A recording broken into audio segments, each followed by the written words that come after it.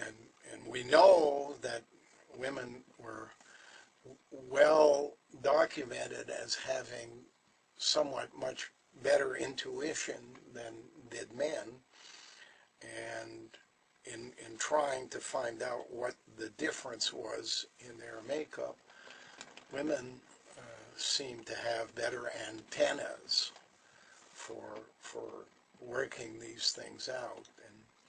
And if one notices women's hair, especially in the past, in the tribes, the Indian tribes in the past, the hair was much longer than that of men. So when I look at the square that graduates receive from universities when they graduate,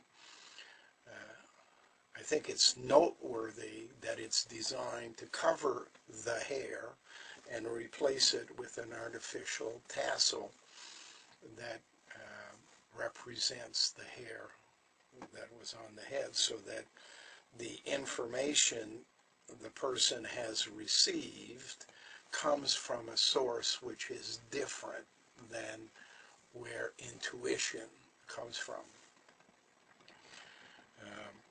I note as well that in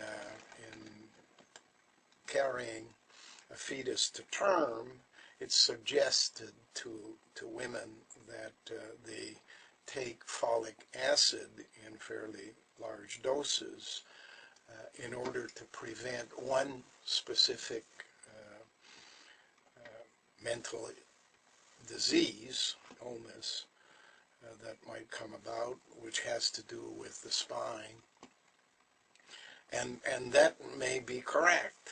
However, it's like throwing the baby out with the bathwater, in my view, because what you're basically doing is preventing all the people from gaining access to information for the purpose of preventing one person from being sick, maybe one in a million, from becoming ill because of that condition that is inherent in that process.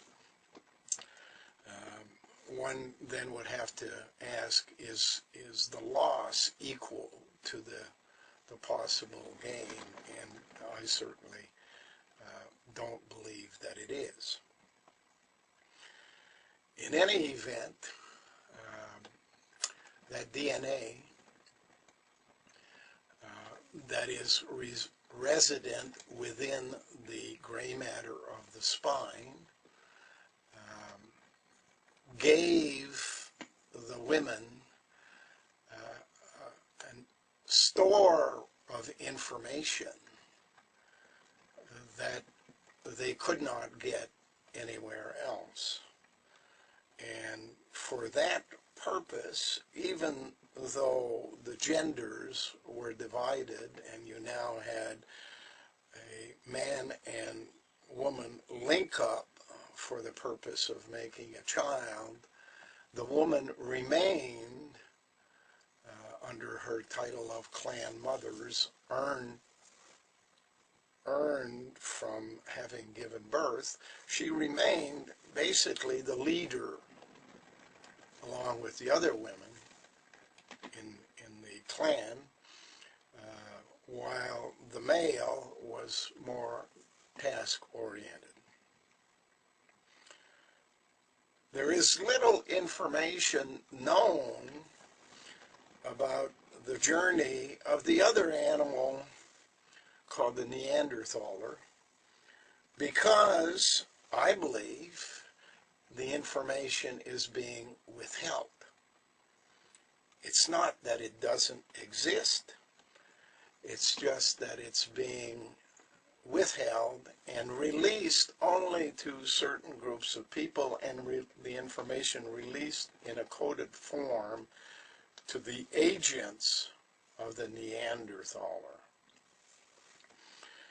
By the way, the word Neanderthaler is subdivided into two parts. Neand is the word Dean. Dean Dino, uh, Dina, as in Pasadena, are all names that come into play here and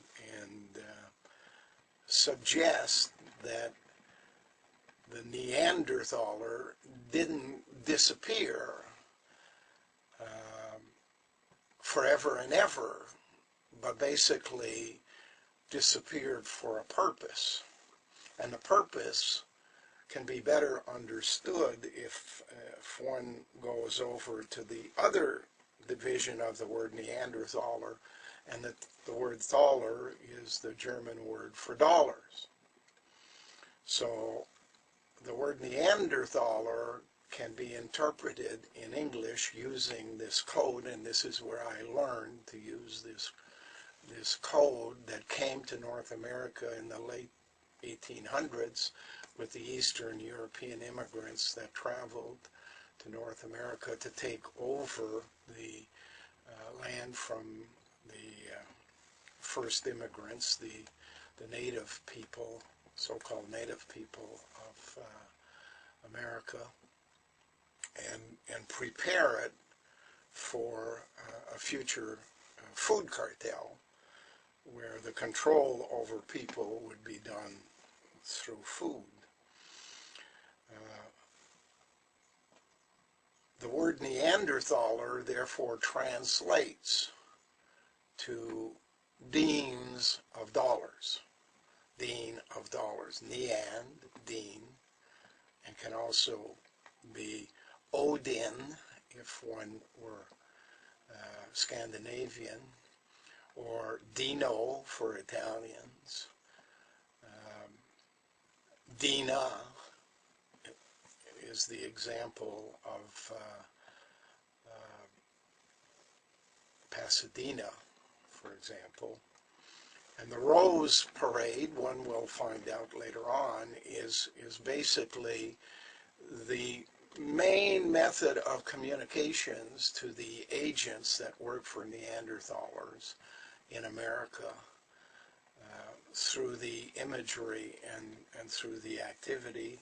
I could make a whole tape on this year's 2008 Rose Bowl Parade, and we're going to have to skim over it here because effectively this will be a fairly long tape to make as it is without going into too many details. However, the Neanderthaler is known for a few things in particular. The name given to his society is that of Moostrian. And the Moostrian society in the mountains, the Pyrenees and the southern western side of France and Spain, the Moostrian caves are known to contain a lot of artwork, paintings, and artifacts that suggest that the Moostrians, the Neanderthalers, brought forth fire to Europe and Africa, and that fire led to cooking.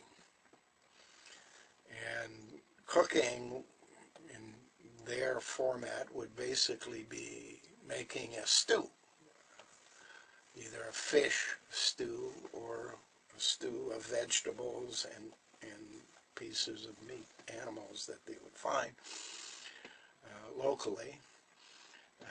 And in order to do the cooking, they had to come up with an invention which suggests the beginning of their activity, and that's the spear.